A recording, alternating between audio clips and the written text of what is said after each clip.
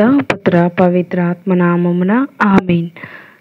ప్రియ స్నేహితులారా, 2025 సంవత్సరం జూబిలీ సంవత్సరంగా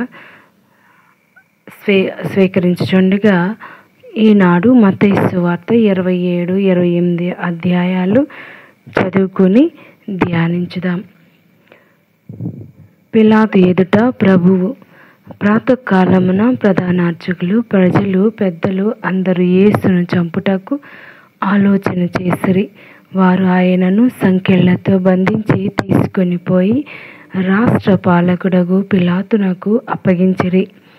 యూదా దుర్మరణము. గురుద్రోహియగు యూదా యేసునకు శిక్ష విధింపబడుట చూసి పశ్చాత్తాపముంది ఆ 30 వెండి నాణెములను తిరిగి ప్రధానార్చకుల యొద్దకు, పెద్దల యొద్దకు తెచ్చి, నేను నిర్దోషి రక్తమును అప్పగించి పాపం కట్టుకొంటిని అని చెప్పెను. వారు, అది మాకేలా, నీవే చూసుకొనుము అనిరి. అప్పుడు అతడు ఆ వెండి నాణెములను దేవాలయంలో విసిరికొట్టి పోయి ఉరివేసుకొనెను. ప్రధానార్చకులు ఆ నాణెములను తీసుకుని, ఇది రక్తపు డబ్బు కనుక దీనిని కానుక పెట్టెలో వేయుట తగదు అనుకుని తమలో తాము ఆలోచించి దానితో పరదేశీయుల భూస్థాపన కొరకు కుమ్మరివాని పొలము కొనిరి. అందువలన ఆ పొలము రక్తపు పొలము అని నేటికి కూడా పిలువబడుచున్నది. ఇర్మియా ప్రవక్త ప్రవచనము ఇట్లు నెరవేరెను. ఇజ్రాయేలీల్లో కొందరు అతని విలువగా నిర్ణయించిన 30 వెండి నాణెములు వారు తీసుకొని ప్రభువు నాకు ఆదేశించినట్లు కుమ్మరివాని పొలము కొనుటకు వినియోగించిరి. పిలాతు ప్రశ్న. యేసు మౌనం. యేసు రాష్ట్ర పాలకుని ఎదుట నిలువగా, నీవు యూదుల రాజువా అని ప్రశ్నించెను. నీవన్నట్లే అని యేసు సమాధానము అసగెను. ప్రధానార్చకులు, పెద్దలు ఆయనపై నేరము మోపిరి, కానీ ఆయన వారికెట్టి ప్రత్యుత్తరము ఇయ్యలేదు. అప్పుడు పిలాతు, వారు నీపై మోపుచున్న నేరములను వినటలేదా అని ఆయనను ప్రశ్నించెను. యేసు పల్లెత్తి పలుకకుండుటను చూసి పిలాతు ఆశ్చర్యపడెను. న్యాయపీఠము, మరణశిక్ష. పండుగలలో జనులు కోరిన ఒక బందీని విడుదల చేయ ఆచారము రాష్ట్ర పాలకునకు కలదు. అప్పుడు బరబ్బను, ప్రసిద్ధికెక్కిన బందీ ఒకడు కలడు. ప్రజలందరూ గుమికూడి రాగా, నేను ఎవరిని విడుదల చేయవలనని మీరు కోరుచున్నారు? బరబ్బనా, క్రీస్తు అనబడు యేసునా అని పిలాతు వారిని ప్రశ్నించెను. అసూయ వలన వారు ఆయనను అప్పగించిరని అతడు ఎరిగి ఉండెను. అతడు న్యాయపీఠంపై కూర్చుండినప్పుడు అతని భార్య, నేడు నేను కలలో ఆయన కారణముగా మిగుల బాధపడితిని కనుక ఆ నీతిమంతుని విషయమున నీవు ఏమియో జోక్యము కలిగించుకొనవలదు అని వార్త పంపెను.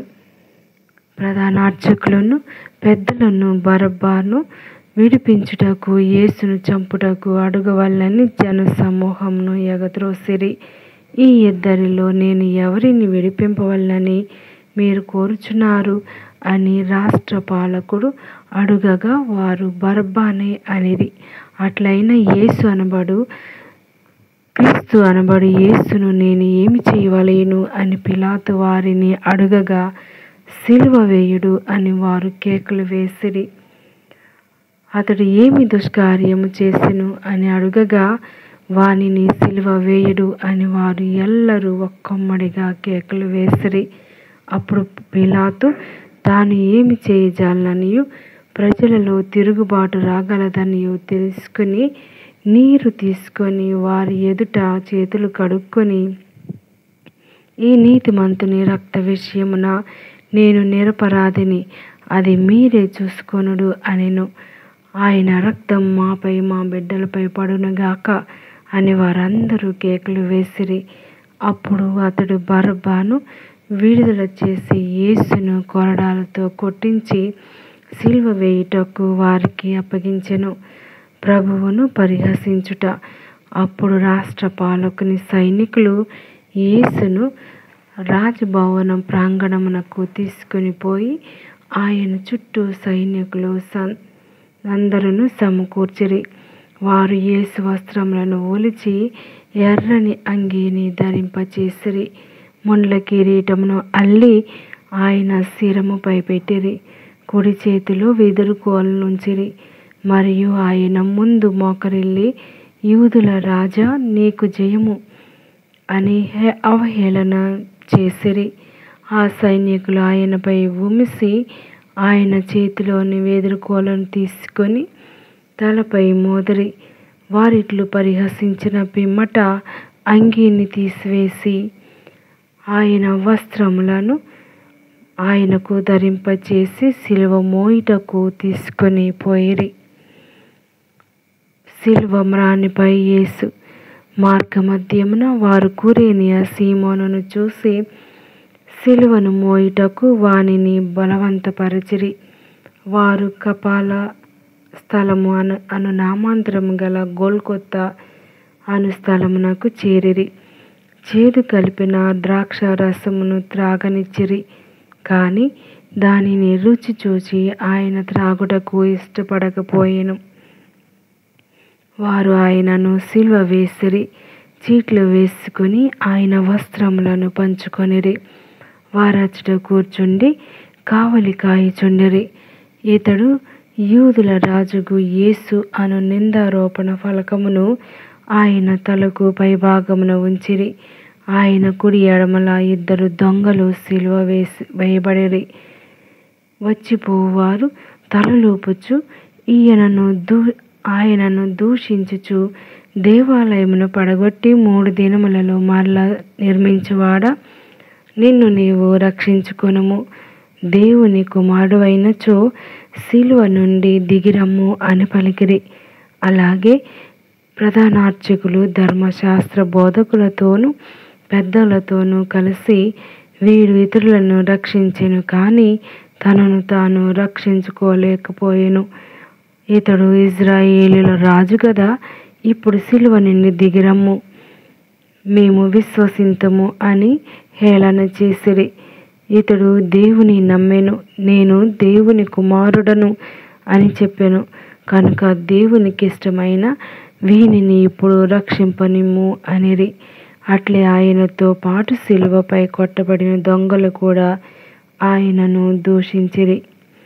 యేసు మరణం. పగలు 12 గంటల నుండి 3 గంటల వరకు ఆ దేశమంతటా చీకటి క్రమ్మెను.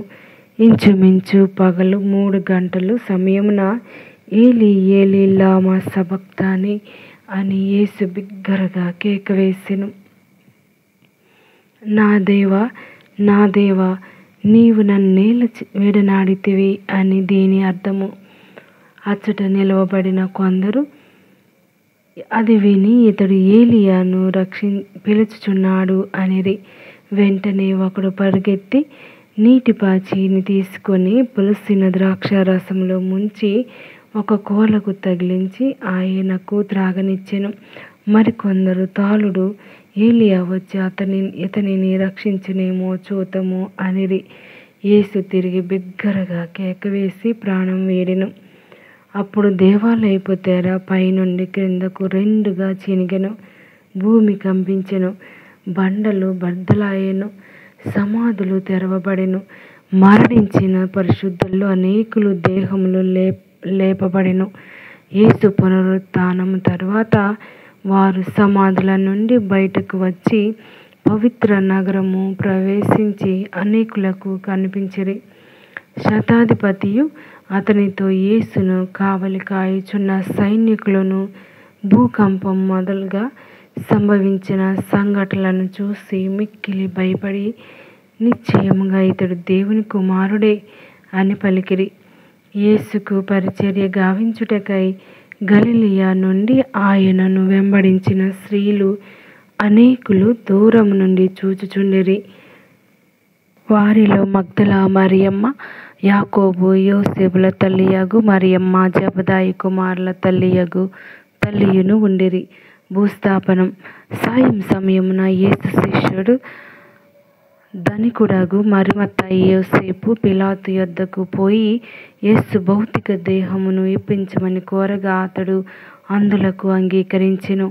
యోసేపు యేసు భౌతిక దేహమును సరికొత్త నారబట్టతో చుట్టి తాను రాతిలో తన కొరకు తొలపించుకున్న కొత్త సమాధిలో ఉంచెను.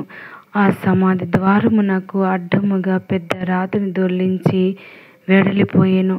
అప్పుడు ఆ సమాధికి ఎదురుగా మగ్దల మరియమ్మ వేరొక మరియమ్మ కూర్చుండి ఉండిరి. సమాధికి కావలి. ఆ యొక్క దినమునకు మరునాడు ప్రధాన అర్చకులను పరిసయ్యులను కలిసి పిలాతునొద్దకు వచ్చి, అయ్యా, ఆ మోసగాడు జీవించి ఉన్నప్పుడు నేను 3 దినముల తరువాత సజీవుడనై లేతును అని చెప్పినట్లు మాకు జ్ఞాపకమున్నది. అతని శిష్యులు అతనిని రాత్రి సమయమున దొంగిలించుకొని పోయి మృతుల నుండి బ్రతికి లేచెను అని జనులకు చెప్పుదురేమో. అప్పుడు మొదటి మోసం కంటే కడపటి మోసము ఘోరతరముగా నుండును. కనుక 3వ దినం వరకు సమాధిని భద్రపరచు ఆజ్ఞాపించెను అని చెప్పిరి. అందుకు పిలాతు, మీకు కావలి వారున్నారు కదా, పోయి మీ చేతనైనంత వరకు సమాధిని భద్రం చేసుకొనుడు అని వారితో పలికెను. వారు పోయి రాతిపై ముద్ర వేసి కావలి వారిని పెట్టి సమాధిని భద్రపరిచిరి. మృత్యుంజయుడైన యేసు. విశ్రాంతి దినము గడిచిన పిదప ఆదివారం ప్రాతకాలమున మగ్దల మరియమ్మ వేరొక మరియమ్మ సమాధిని చూడవచ్చిరి. అదిగో, అప్పుడు పెద్ద భూకంపము కలిగెను. ఏలైనా పరలోకం నుండి దేవదూత దిగివచ్చి ఆ రాతిని దొర్లించి దానిపై కూర్చుండెను.